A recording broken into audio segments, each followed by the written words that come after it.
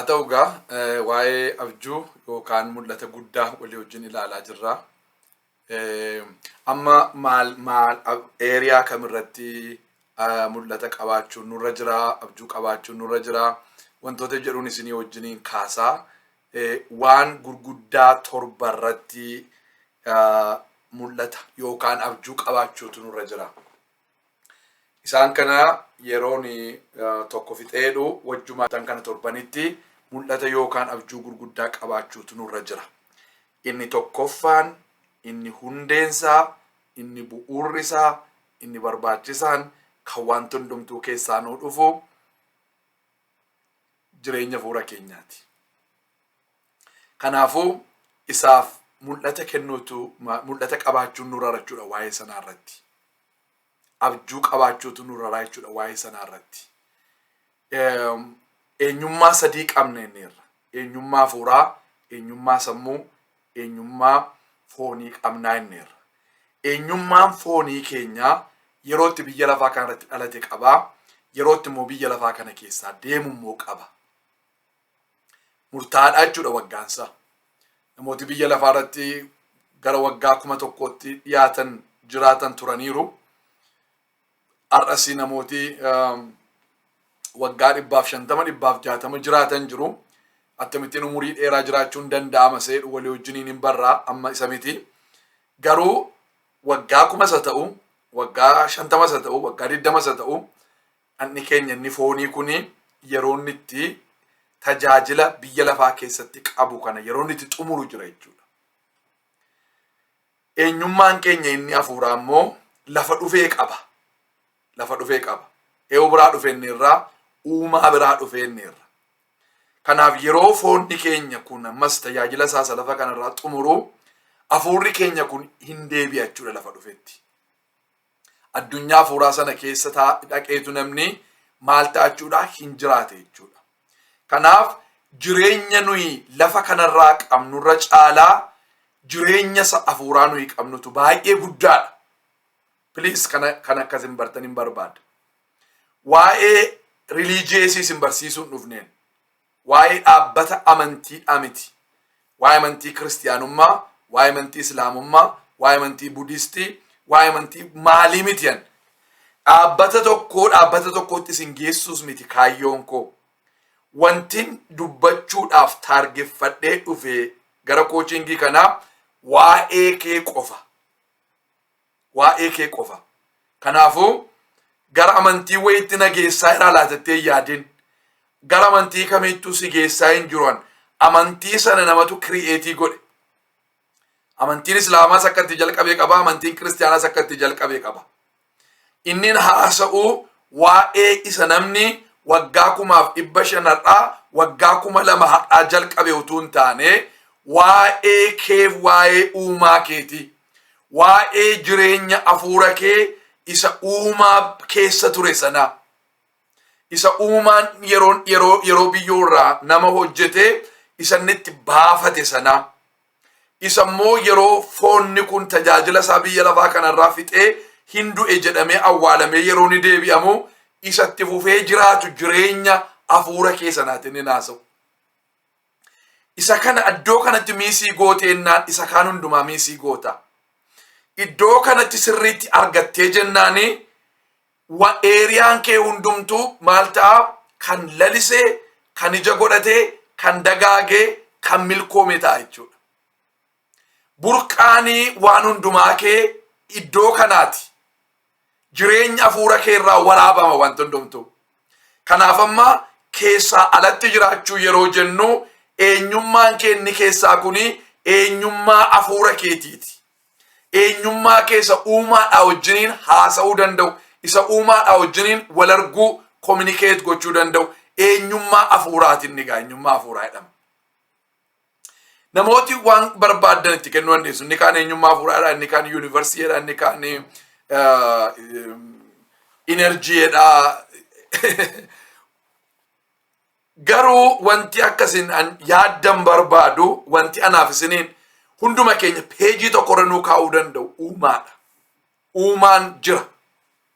Uumaan kun immoo hundumaa danda'a. utuu yuunivarsiitii kana hin uumin dura ture. Har'as erga yuunivarsiitii kana uumees jira. Yeroo yuunivarsiitiin kun deebi'ee darbus maal ta'a hin jiraata inni. Kanaafuu hafuurri keenya immoo maal ta'a isa bira jiraata. Isa bira jiraata. Kanaaf wanti nuyi komproomaayizii godhuu hin dandeenye keessumatti nama mul'ataa taanee addunyaa kana jijjiirra yeroo jennee yaannu wanti nuyi komproomaayizii godhuu hin dandeenye eenyummaa hafuura keenyaati. Eenyummaan hafuura keenyaa yeroo hundumaa jiraataa ta'ee aktiivii ta'ee uumaadhaa wajjin wal arguutu irra jira. Uumaan hafuura waan ta'eef karaa hafuura keenyaa nu wajjiniin wal argeetu biyya lafaa kanarratti waan hojjechuu barbaadu hojjeta. Kanaafuu humni kee, dandeettiin kee, beekumsi kee, abjuun kee, mul'ati kee, qaroominni kee, ogummaan, hubannaan, beekumsi, fayyaan, nagaan, boqonnaan, aaragalfiin, qabeenyaan, jireenyi, wanti ture, wanti jiru, wanti dhufuuf jedhu hundumtu kan inni biraa dhufu uumaa biraati waan ta'eef kan kees kan innis biraasii dhufu eenyu biraati? Uumaa biraati. Uumaa biraati. Kanaafuu jireenyi hafuura keetii gabbataa ta'utu irra jira. Jireenya hafuura kee gabbataa ta'uuf maaltu barbaachisa? Nyaata hafuuraa si barbaachisa. Nyaata hafuuraa jiru maa inni? Nyaata hafuuraa jiru kitaabota qulqullaa'oo jiranidha. Kitaabota qulqullaa'oo sana dubbisuudha. Dhaaba amantaa wayii keessa jirta yoo ta'e dhaabi amantaa keessa jirtu suni kana sii mirkaneessaa. Make sure kana sii mirkaneessuusaa. Yoonni kana sii mirkaneessu ta'e karaa mataa keetii barbaadi. Ofuma keetii uumaa yoo barbaadde ofii isaatii sitti mul'ata inni. Ani uumaan barbaadaa. Si galeera? Ani uumaan barbaadaa. Isa kam? Isa bantii waaqaatiif lafaa uume. Isa yuunivarsiitii kana uume. Maqaatti hin baasin. Waaqayyo jechuu dhiisuu dandeessaa. Hallaa jechuu dhiisuu dandeessaa.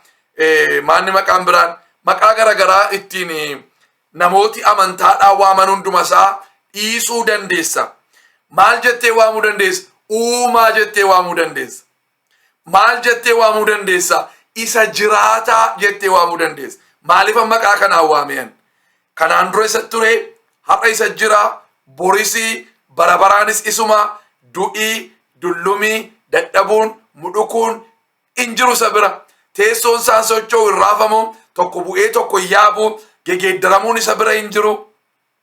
Kanaafuu inni maandire inni isa jiraataa. Kanaafuu isa jiraataa natti mul'adhu si arguun barbaadaa eenyu ani situ na uumee kottuu natti himi. Yoo na uumte ta'e maalitti na uumte jedhii gaafadhu. Yeroo sana inni assurance godhaanii sitti mul'ata, sitti dubbata. In dubbata by the way. In dubbata annan dubbadhan uumaadhaa wajjin kadhata keessa galee yeroon itti haasa'u qaba. Kadhata keessa galeen itti naasa every single day. Day and night. Sinii galee ganamas galgalas wajjin naasa. Isa booddeennis natti haasa hin haasaan eenyummaa nu itti dhalanne kan beeku isaaf isa qofa.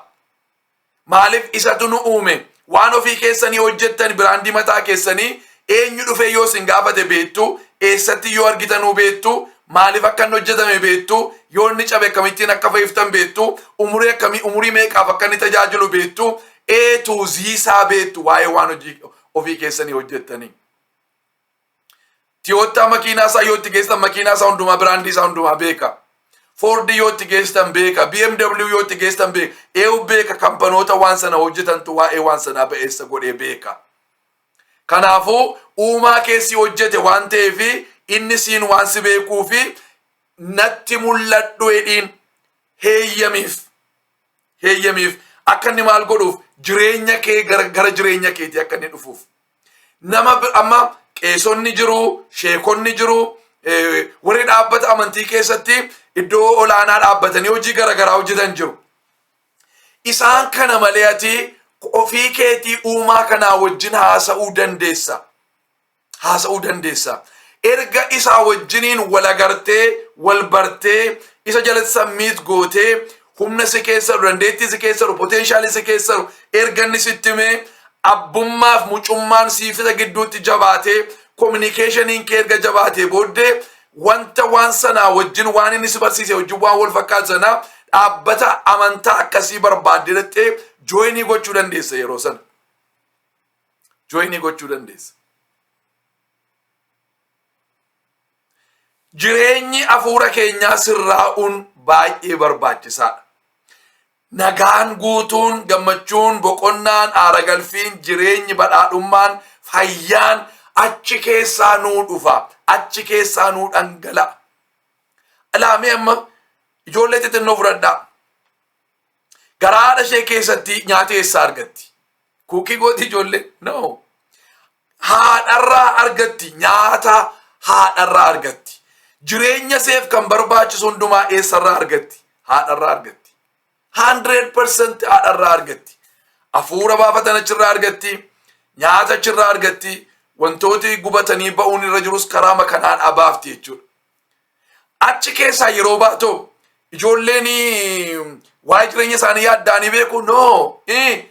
Haadharratti hundoofti ammas harma haadha isheetii hooti. Abbaadhaaf haadhatu immoo yeroon harma gu'anis immoo waan jiruuf nyaata immoo barsiisu.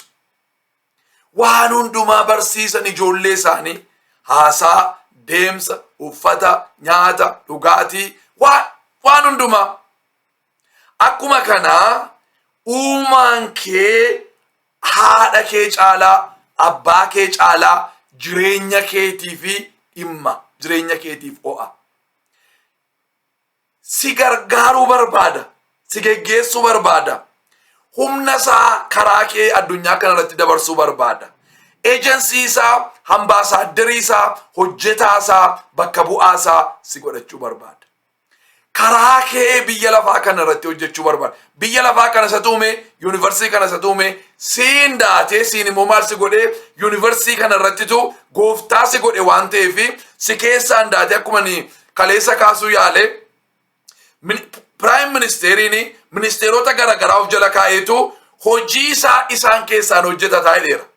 Akkasuma uumaanis ministeerota godhee lafarra waan si kaa'eef ambaasaaddarii waan tokko irratti ambaasaaddarii godhee waan lafa kanarra si kaa'eef waan karaa kee hojjechuu barbaadu waan qabuuf ministeera wayii godhee ministeera addummaa keessanatti ministeeraati. Addummaa keessanatti speeshaalistiidhaati. Addummaa keessanatti fakkaattiin qabdu qixxeen qabdu ati. Waan sana si duwwaatu qaba sababa ta'eef karaa keetu waan si keessa kaa'e sanaan biyya lafaa tuquu waan barbaaduu fi ati jireenya keessaaf banaa gootee fudhatteeni jireenya kee keessatti kottuu jireenya koo keessatti sisimadheera. Rifeensa mataa koo amma keessa miila kootti guutummaa namummaa koo hundumaa dhuunfadhu. Faakaaltii sammuu koo hunduma isaa dhuunfadhu. Kaansheesii koo saab kaansheesii koo hundumaa dhuunfadhu. Jireenya koo keessaan waan biyya lafaa irratti hojjechuu barbaadde hojjedhu ettee yoo heeyyamteef yoo kadhatte kadhata akkasii ganama galgala jireenya fuula keetiin guddataa jechuudha. Yeroo sanannis si wajjin haasa'u jalqaba. Waan gochuun sirra jiru hunduma isaa sitti hima. Karaa irra deemuun sirra jiru hundumaatti si geggeessa. Karaa ati irra deemuun irra jiru kan beeku isa duwwaadha. Maaliif inni dura irra deemeera. Maal jechuudha kun? Yeroo si uume waan itti si uume qaba. Waan itti si uume sanaa dhuma isaa argeera inni. Karaa kee biyya lafaa irratti maal hojjechuu akka barbaadu hundumaa hojjetee fixeera. Kanaafuu waan ofii isaatii fixe keessa maal si godha? Si adeemsisa. Ati hin beektu karicha, inni garuu karicha beeka. Kanaafuu bitaatti yeroo goruuf kaatus deebii siin jedha. Mirgatti goruuf yeroof kaatus deebii siin jedha. Yeroo dadhabdee teessu jabaadhuu kee siin jedha. Humna kee haaressa. Jireenya kee haaressa. Namoonni akka isaan humna sin buusifne godha. Yeroo namoonni humna si buusisanii fookasii godhi mul'ata kee irratti siin jedha. Anu yaaleen dadhabeeti moo eenyuti gatiin qabdooti sin beekoon waa'een baaftota yeroo sin jiru lakkii waa'ee baaftaa anatu si keessaan hojjetaa humna guddaa si keessaraa hin dandeessaati siin jedhee si geggeessa.